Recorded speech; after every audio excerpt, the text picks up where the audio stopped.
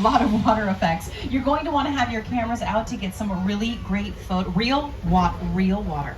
You're going to want to have your cameras out to get some great photos, but please keep an eye on them so they don't get wet, and please keep them safe, so you don't drop them. No smoking of any kind on the duration of the tour, and for your safety and those around you, no use of selfie sticks while on board. All right, we're doing it. My name is Summer. I don't know if I introduced myself, but welcome aboard the studio tour for our 60th anniversary. To help kick things off, here is the master of ceremonies. He's also the host of The Tonight Show. Here's Jimmy Fallon. Hi, I'm Jimmy Fallon. Welcome aboard the world famous studio tour. I know what you're thinking. Why the towns? Well, we're celebrating our 60th anniversary. That's right, 60 years of glitz, glamour, and our own great white shark. As we celebrate our diamond anniversary today, we pay tribute to Universal's past and take you behind the scenes to discover why this studio tour is world famous. So whether this is your first visit or your 60th, get ready for fun, excitement, and like no other. Thank you, Jimmy, and a little bit of our studio tour history here for you. So on March 15th, 1915, that is when our founder, Carl Laemmle, opened up our studio gates to the public. Guests were able to walk from set to set and marvel at this new technology involved in filmmaking. But with the invention of sound and the need for quiet on the set, the original walking tour had ended. In the 1960s, under the leadership of company chairman Lou Wasserman and Al Dorskin and Jay Stein, the idea of reviving a studio tour returned when the Gray Line bus tours took a stop at our gates. Then on July 15th, 1964, the first of our red and white candy striped glamour trams took 67 passengers on a 2-hour driving tour of our lot, and the world famous studio tour was born. We started with 2 drivers, 2 guides, and a ticket seller working out of a trailer on Lake Grisham Boulevard. From there, we have expanded into one-of-a-kind Hollywood elements like the Burning House and the Rock Slide, which were in this area of our studio lot. And you are now a part of our story, too, as we embark on our next 60 years. Welcome.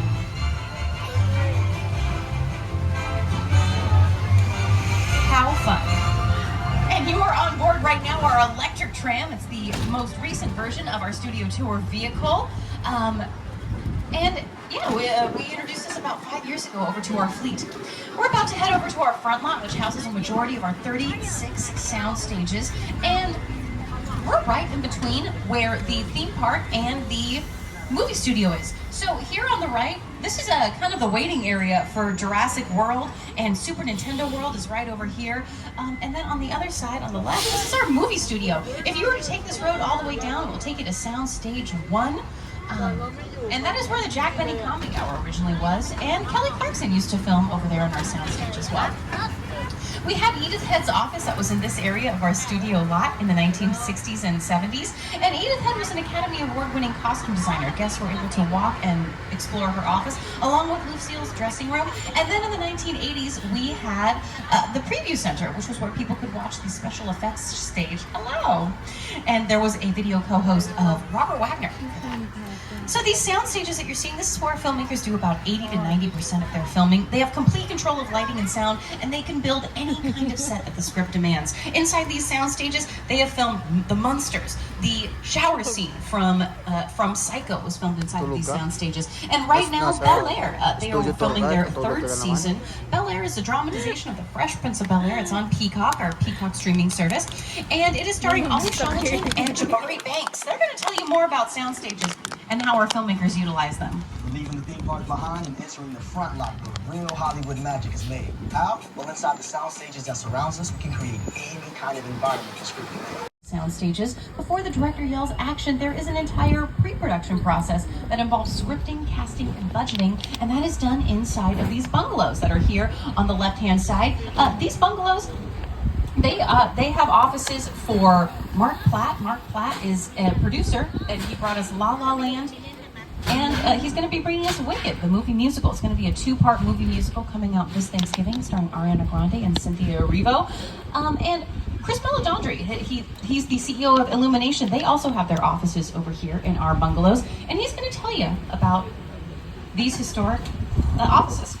In the early days of the studio, these bungalows were used as dressing rooms to the stars of Hollywood's golden age. Now, they're used as offices where some of Hollywood's top directors, writers, and producers work their magic to get a production ready, including my company, Illumination.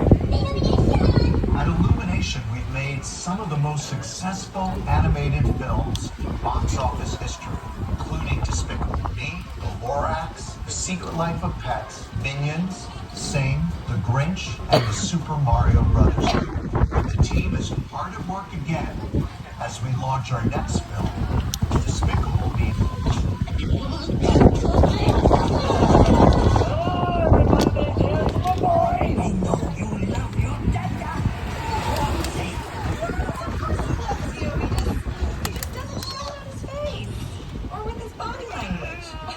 We've had some really good sequences in Despicable Me movies. The heist of the Honey Badger is now Stages that I just showed you, that's typically where we do interior scenes, where filmmakers do interior scenes inside of a house, inside of a castle, inside of a grocery store like they did for Superstore. These are generally done for exterior scenes where we're going to be outside, and that's what they're called in the script. They're called exterior scenes. There is something over. This is our metropolitan sets, generally representing big cities for our film, for not only our films, just every studio film site over here, Disney, Paramount, Sony. And the Marvel movie Captain America, the first Avenger. They made this in 1948 New York, back over here. Oh, there's some active production going on for that commercial I was telling you about. Always really fun to see all the action happening, reminding you that this is a real working movie studio. It's not just here for show. And that's why our route changes all the time. This is London Square, that's here on the right-hand side. And this building is what we call a practical set. So you can actually film inside of that building right there, and then also on the outside of it. The rest of these are what we call facades. It's the front and the sides of the building. Your imagination and the clever angles that our filmmakers do, they complete in the rest. So yeah, this has been New York for Captain America, where they made this 1948 New York. This has also been The Amazing Spider-Man. There's a glass building you're going to see there on the right. And that glass and metal building was Oscorp for The Amazing Spider-Man, starring Andrew Garfield, where they put a green screen on top of that, filling in the rest of it with CGI, computer-generated imagery, making it appear taller than it actually was. There also has been music videos that have been filmed in our metropolitan sets. Lady Gaga's Edge of Glory music video was filmed back over here. Jisoo filmed her Flower music video back over here. And Taylor Swift filmed her Wildest Dreams music video. And these sets have also taken us all over the world. Not only do they represent New York, it's been Chicago for the Blues Brothers, where they did a scene where the Pinto falls down. This has also been London in Hobbs and Shaw, the Fast and Furious film starring Idris Elba and Jason Statham, and Moscow for Castaway. So really a lot of versatility that we have here with our metropolitan sets that can take us anywhere we want in the world. And where we're heading to next is a bit more of an exotic part of our studio tour. But before we get there, I just want to point out a part of our studio tour history, which is the collapsing bridge and the runaway train. The collapsing bridge was seen in the $6 Million Man and Bionic Woman, and the train would actually cross it. Hello. The beams would snap, and it would seem like it was collapsing along. The tram was collapsing along with it. The train was seen in the Western sets, and it would come hurtling towards the tram and then come to a stop at the last minute. Both are retired effects that have been a part of our studio tour for 50 years now. Wow. A word of caution as we are about to enter Skull Island, where adventure awaits us. To please remain seated, keeping your hands and arms inside the vehicle at all times. Hold on to your belongings and your loved ones, and no use of flash photography because it tends to disrupt the wildlife. Ready na? Ayos yung birthday mo ah. Studio ah.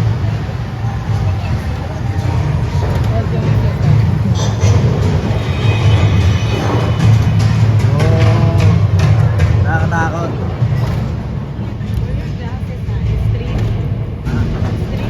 Ano?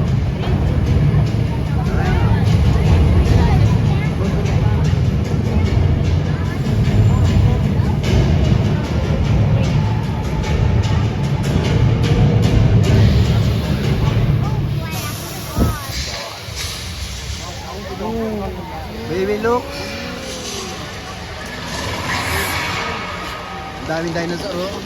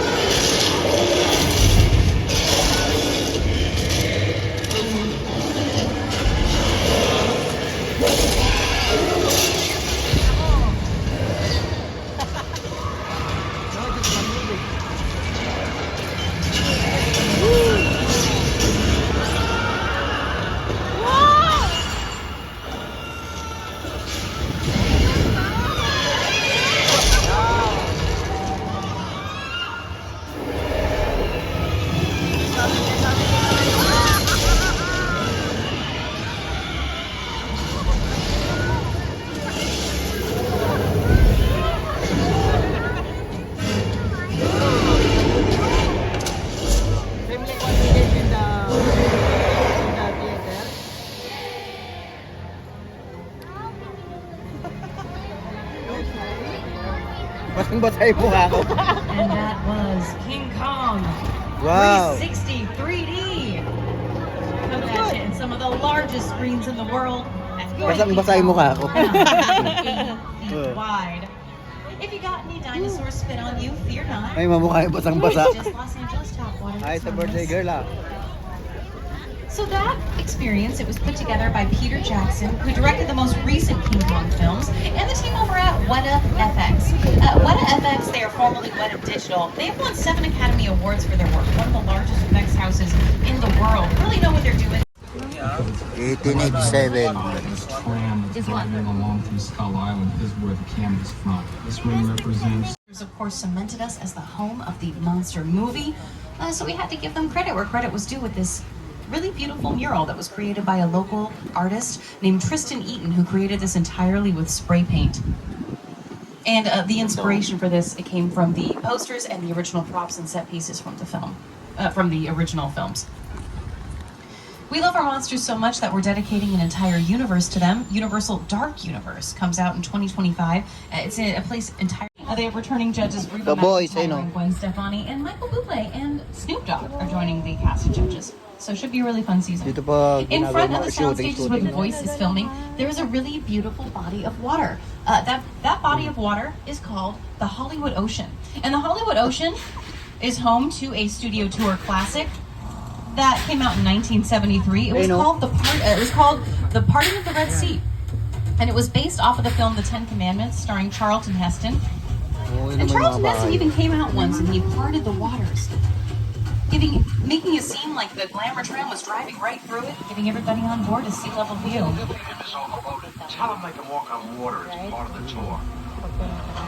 There also have been exploding water mines, Kaya mabahay torpedoes, talaga and totoong submarines, luma. all a part of that attraction over the years. The Hollywood Ocean is home to my personal favorite monster movie, The Creature from the Black Lagoon. Came out in 1954, so this is its 70th anniversary this year. I mean, look at this handsome guy. He doesn't look a day over 50. But The Creature from the Black Lagoon came out in 1954 in 3D. And that's because there was really big competition in the 50s for film, and that was television. And filmmakers were trying to figure out, how do we get people from their living room seats into theater seats? And well, producing movies in 3D was one of the ways that they did this. And this movie was one of them. So if you were to go back and watch it, there's a lot of action that happens straight to camera. Well, that's because it was in 3D. People would wear they were paper glasses with red and blue at the time. It's a little different now, as you know, the 3D glasses that you have are slightly different. It Yung mga uses a bayo, little bit of a guys. different technology. Speaking of monsters, we're going to the home of our monster movie. Welcome to Little Europe. Oh. Little Europe has been home to Dracula, Frankenstein, The Old Dark House, The Invisible Man. Oh, there he is. All these movies that really cemented us as the home of the monster movie. Dito pala yung ginanap. And hello! And in Little Europe, we can take you anywhere you want around the world. And the way that we can do that is by changing the signage that's up on the windows, and also by changing the flags, and we can take you to a brand new country. Little Europe, because of these quaint-looking sets that we have over here, hello! They have been home to films like Galing, oh. Princess Diaries 2, A Royal Engagement. Hey, what's up? A Royal Engagement was filmed out over here. They made this a fictional country of Genovia. They do a really fun scene where Princess Mia is a part of a parade and she's going down these winding streets, and then she sees some orphans that kind of look like they need a little pick-me-up, and she adds them into her parade. So that was done over here in our Little Europe sets. This is the Court of Miracles. That's right over here on the right. Court of Miracles gets its name from the Hunchback of Notre Dame, which just turned. Hunchback of Notre Dame, which just turned 100 years old. Wow. It came out in 1923. And Lon Chaney, who is known as the Man of 1,000 Faces, he was the star of that production. And Lon Chaney, he was a pretty big Universal star, and he was known for making these really unique makeup looks, like he did for the Hunchback. And for some other characters here for Phantom of the Opera as well. And Lon Chaney had a son, so his legacy lived on with Lon Chaney Jr., who would go on to play the Wolfman. And Lon Chaney was so secretive with his makeup that he didn't even tell his own son, Lon Chaney Jr., what he did and how he did. At namin sa panibagong ano. Jeep na One of the tayo. great icons of the world. That to me was like the essence of the Universal horror film. I was just mesmerized by that. All right, we actually just got granted access to go check out a soundstage. This is Soundstage 50. This is they are filming here today, but we just got granted access to come check it out. And this is what we call a hot set. So that just means that the cast and crew has all stepped away. Everything is exactly the way that they want it for the shots. And they don't want us to move anything. So let's just make sure we're remaining seated. Because they want to keep up what's called the continuity. And continuity just means keeping things the same from shot to shot to shot. Any moment now, the director will come back in the chair and he'll yell action and they'll continue on the scene. Director. Okay, nothing to be alarmed by, just a little tremor. Remain seated and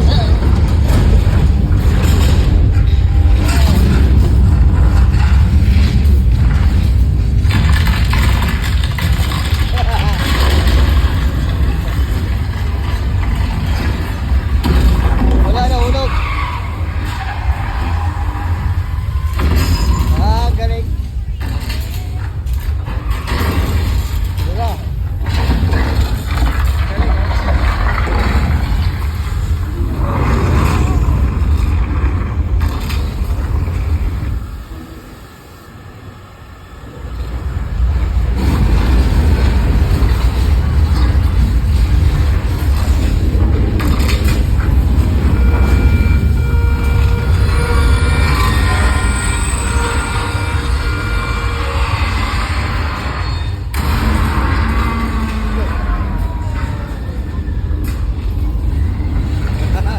Paano yung nasa pelikula na guys? Ganito pala yung mga effect, no? Ayun, yung tubig.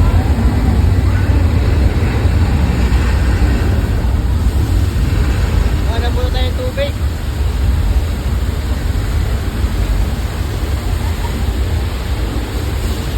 Grabe no, totoong tubig, no?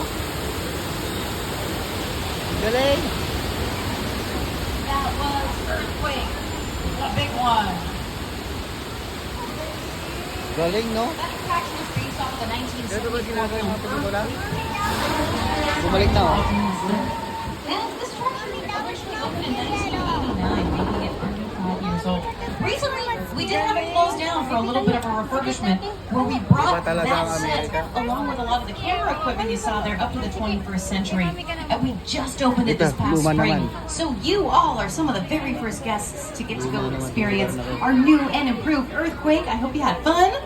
That was a simulated 8.0 earthquake.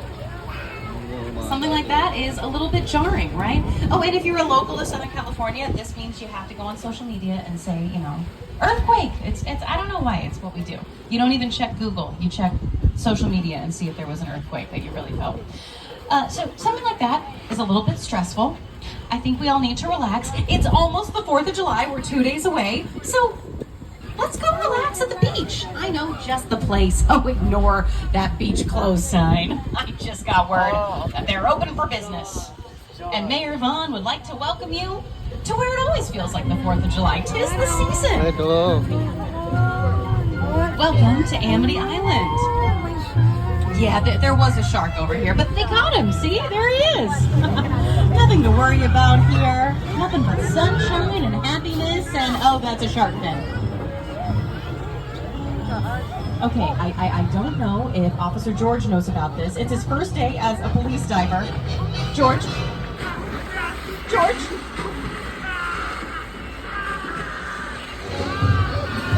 Oh, that's not good. Okay, everything's fine. Everything's okay. I think he's okay. We're just gonna move right along and go right over here behind these gas tanks. Oh, that shark is strong. He just took out that entire pier.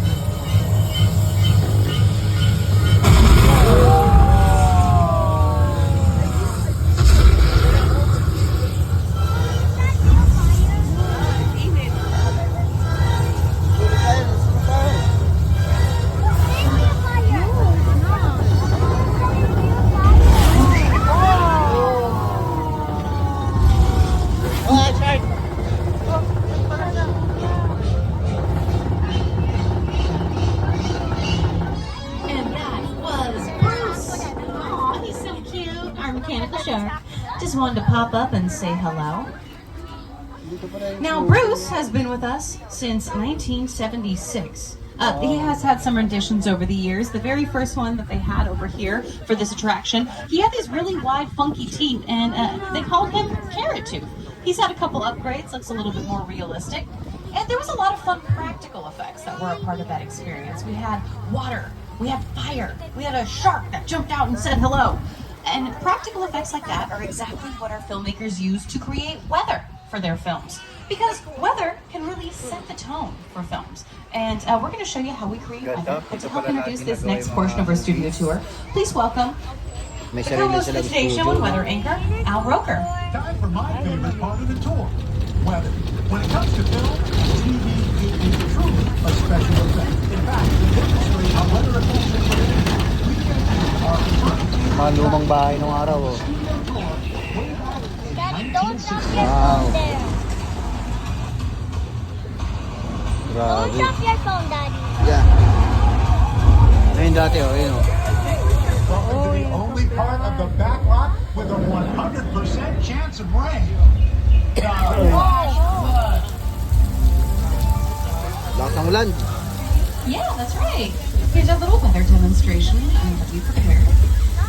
And this effect is caused from sprinklers, which spray the water straight up into the air and lets it fall back down naturally to Earth. And I mentioned before that weather really sets the tone. That's why our filmmakers want to be in 100% of control of it. Think about romantic movies like The Notebook. It makes things feel more intimate, more close.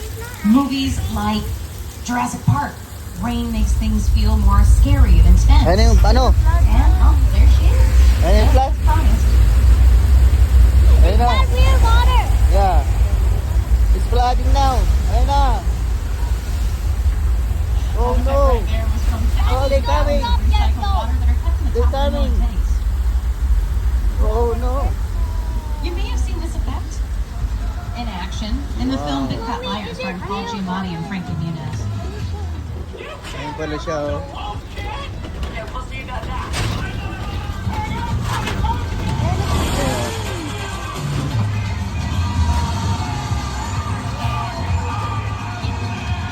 Yeah, and that brings us to our Old Mexico sets that are over here. These are facades, so Old it's the front Mexico and the Army. sides of the building.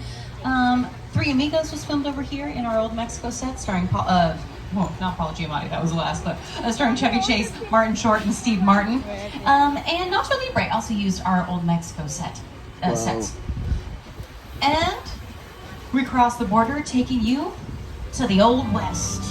Welcome to Six Wow, Flags. balik tayo sa Now, Six Flags has nakaraan. been seen in classics like My Little Chickadee, Destry Rides Again, Winchester 73, the television series Wagon Train, and more recently, well, a more recent classic, The Color Time Purple, Machine. starring Whoopi Goldberg and Oprah, was filmed out over here in our Western sets. And Daddy, Mr. your Banks, backpack's starring wet. Colin Farrell, the flashback scenes when he goes into Australia, they were filmed over here in our Western sets.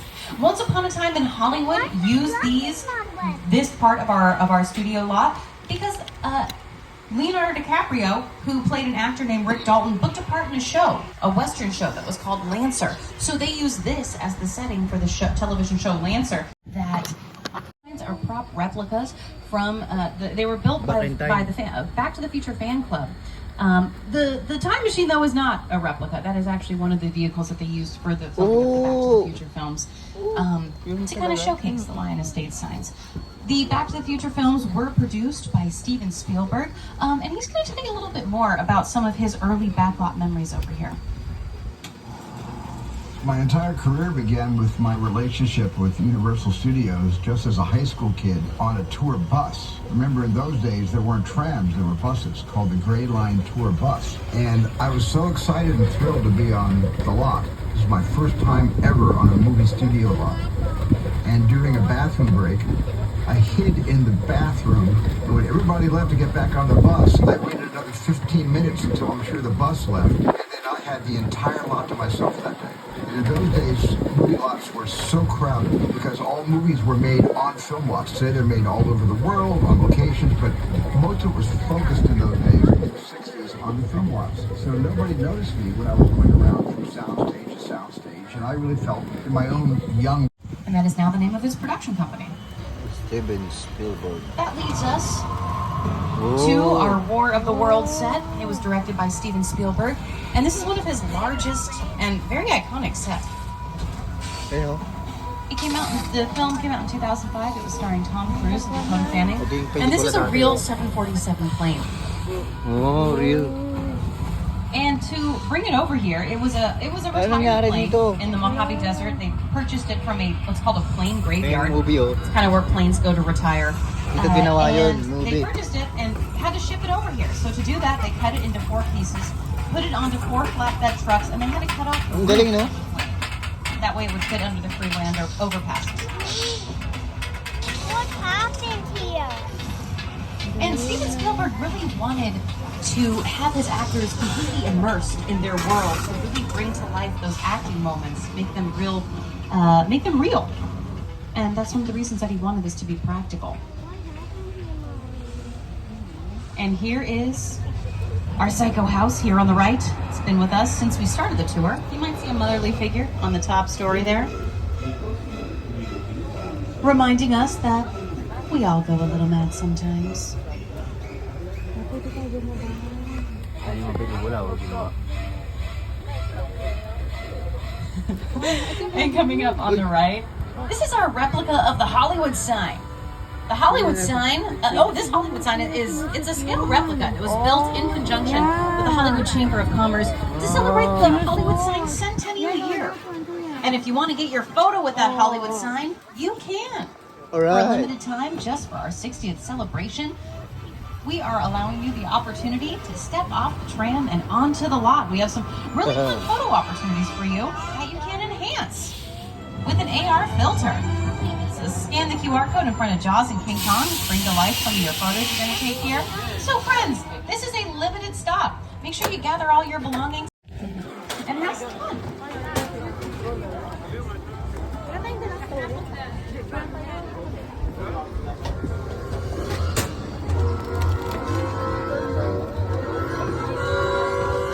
Diyan sinot yung kayo.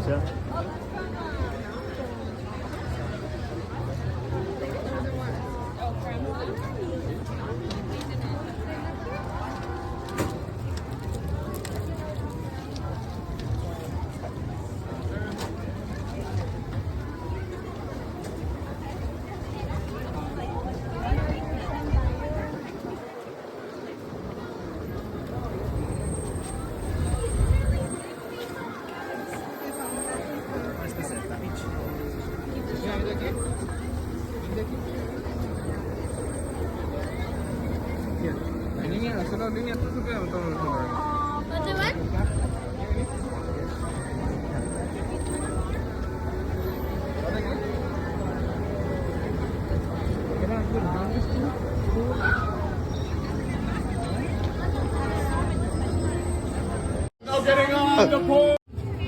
No, si King Kong, oh.